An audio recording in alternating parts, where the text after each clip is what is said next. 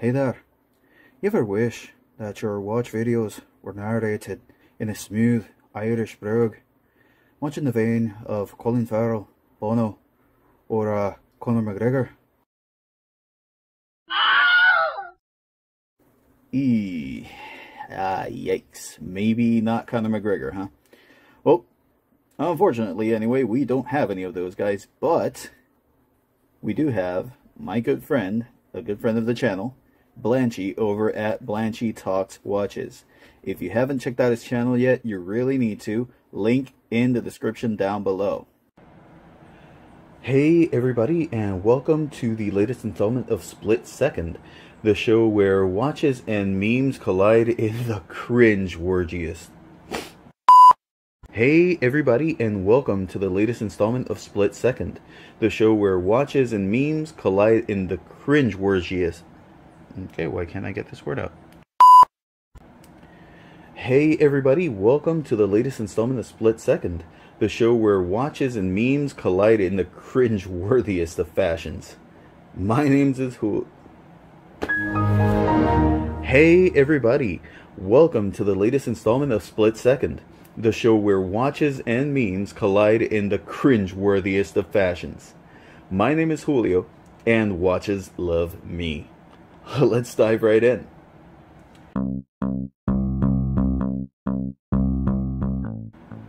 Real quick, before we get started, remember to like, comment, and subscribe. Also, share this with other watch enthusiasts.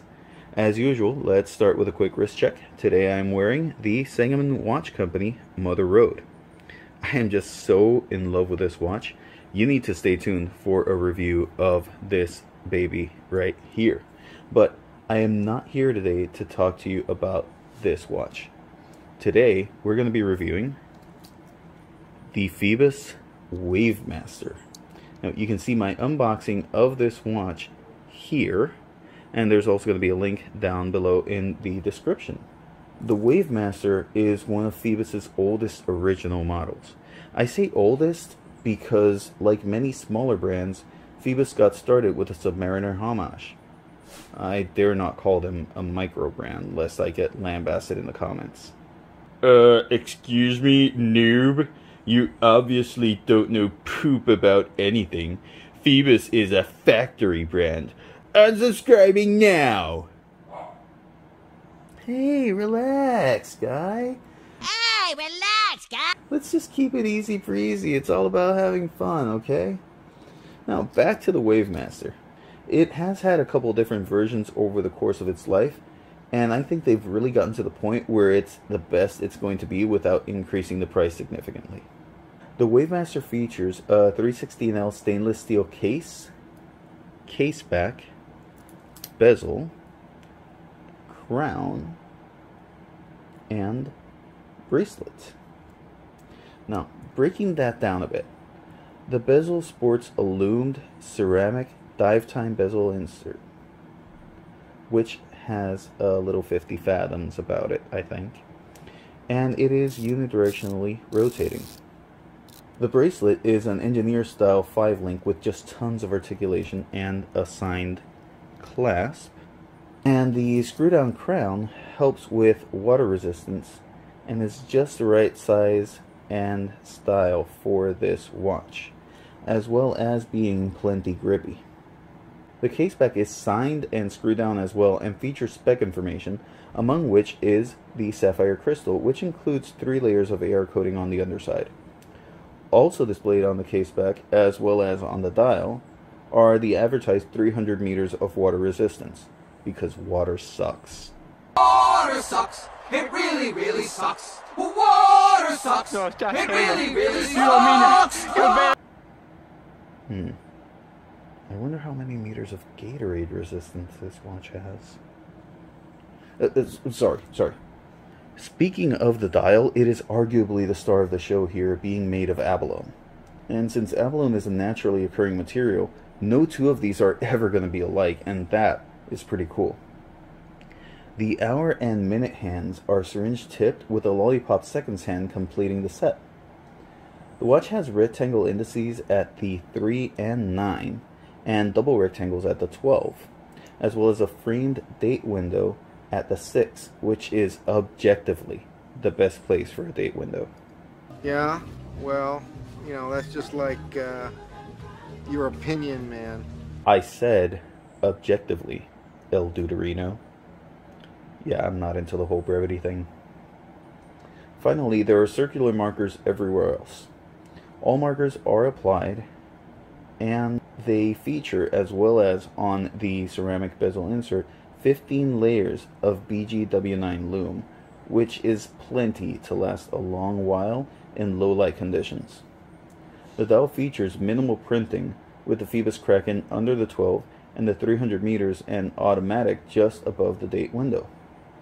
Finally, surrounding the dial is a Rio chapter ring with a sort of bronze printed color of Arabics, which go around in 5-minute increments with minute markers everywhere else. The case dimensions are pretty much what you would expect from a watch like this. It's got a 42mm case. It's 48mm lug to lug. It is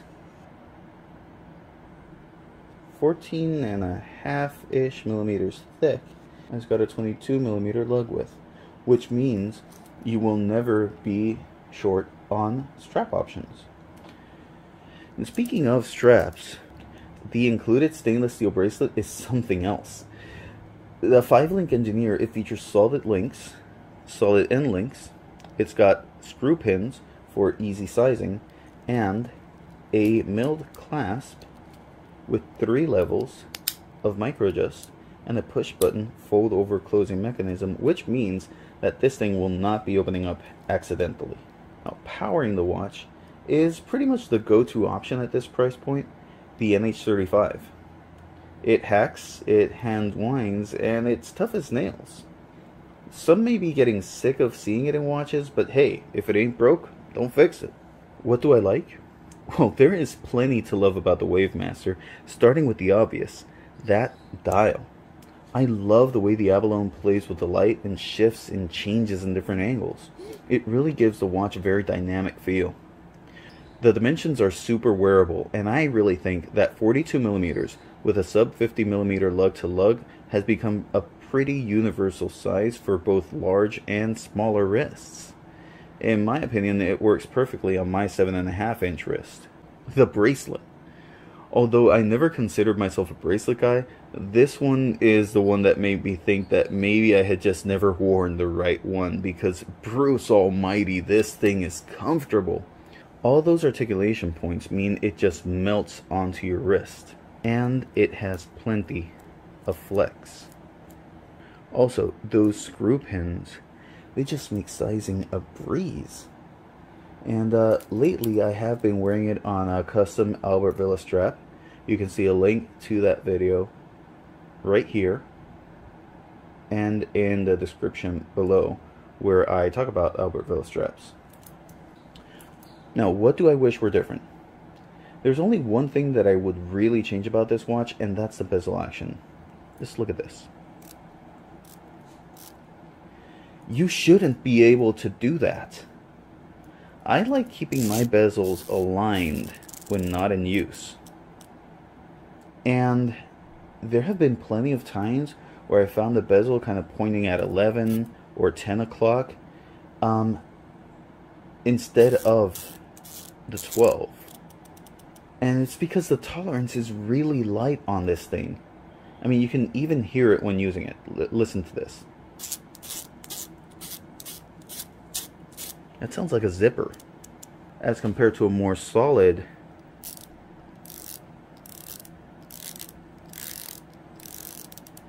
and you cannot budge it around with your finger. The only other thing I change is with this latest version, Phoibos have changed the rehaut and the seconds hand. They used to match in a shade of bright orange, which really helped with visibility. The thin seconds hand on this one can sometimes get lost in the wavy pattern of the abalone, and the bronze against black of the rehaut doesn't help visibility much. I know you can see it pretty well now in this video under the studio light, but trust me, in real life applications, it just all looks black. Phoibos did change these in response to customer demand though, so I guess there's no pleasing everyone. I'm sure I could source a rehoed and a seconds hand from Phoibos if I were really inclined to mod it. They have been good about that sort of thing in the past. QC issues? Well, there's really only two worth mentioning, but one of them may just be a quirk of the dial. Well, the first is that dial itself. I'm going to hold this as steady as I can to see if it comes up. If not, I'll throw in a picture. But you can see around here the pattern of the abalone kind of gets interrupted, and it looks as though, and I'm pretty sure I'd be willing to bet that they glued two separate pieces to make this dial. I guess they had to cut corners somewhere. The other issue, which again may be a quirk of the dial, is that I keep feeling that the bezel is slightly misaligned. Now, let me see here. See, when the 15, the 30, and the 45 are all in line with their corresponding numbers on the chapter ring, that 12, just the triangle at 12 just looks to be slightly counterclockwise oriented. And again, it might be the waviness of the dial playing tricks on my eyes, because I did take a piece of string and I pulled it from the 12 right down the middle down to the 6 and through the middle of the 3 and the 0 here, and it does all line up. It's really off-putting when you see it, because then when you align the triangle right down the middle here, right, then everything else is all kind of out of whack. However, as I said, when I take a piece of string and run it from 12 to 6 and down the middle of the 30 here, everything does seem to line up. So again, it may just be the waviness of the dial playing tricks on my eyes. One more thing that's happened is, over time, and I'm not sure why, is that the crown has become just a little bit stiff. It doesn't feel as smooth as it used to when this was new. I may need to eventually pull it and see what's going on, and what might be happening there. And it's not so much the threading itself. The threading feels fine. It's almost like the crown is moving through molasses, and it didn't used to do that. The final verdict? Well, in a world where micro brands, it's not a micro! Divers are a dime a dozen, it's tough to carve out a name for yourself. Phoibos have put out several unique, original dive watches with good specs and solid performance. Now that's no easy task, and it all started with the Wavemaster. I bought mine during their 2020 Black Friday sale with a 20% off, which brought it down to $231.20 from $289. However, there's two things you need to know. Number one, the price has crept up to $299, and number two, the abalone is no longer available, and there are rumors that they aren't going to be releasing it anymore.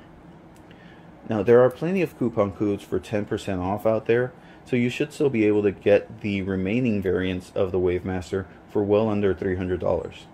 As I said, divers aren't that hard to come across in the world of micro brands. Phoibos isn't and factory brands. But for just under $270 here, the value is hard to beat. Now, that'll be it for today.